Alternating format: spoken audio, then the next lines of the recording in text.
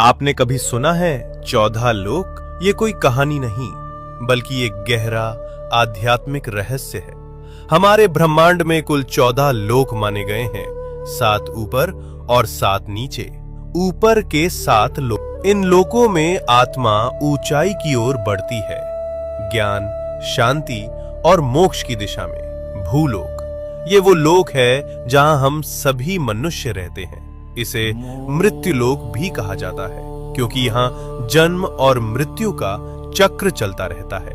भूवरलोक, ये लोक भूलोक और स्वर्गलोक के बीच स्थित है। ये ऊर्जा रूपों का क्षेत्र है जो भौतिक और दिव्य लोकों को जोड़ता है। स्वर्गलोक, देवताओं का लोक, जहां इंद्र और अन्य देवता निवास करते हैं। अच्छे कर्म करने वालों को मृत्यु के बाद इसी लोक में स्थान मिलता है, जहां सुख, संपत्ति और आनंद की अनुभूति होती है।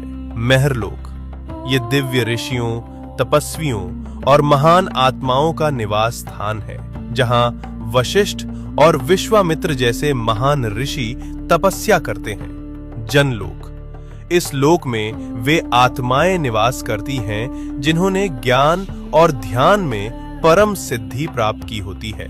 यहाँ के वासी ब्रह्मा जी की लीलाओं में लीन रहते हैं। तपलोक, अत्यंत शक्तिशाली तपस्वियों का स्थान, जो शरीर से परे केवल चेतना में स्थित होते हैं। ब्रह्मलोक, यह अंतिम लक्ष्य है, जहां केवल सत्य है, मोक्ष है और ईश्वर का साक्षात्कार होता है। इन ऊर्ध्व लोकों में आत्मा का जाना मतलब है धीरे धीरे शुद्ध और जागरूक होना। अब बात करते हैं नीचे के 7 लोकों की।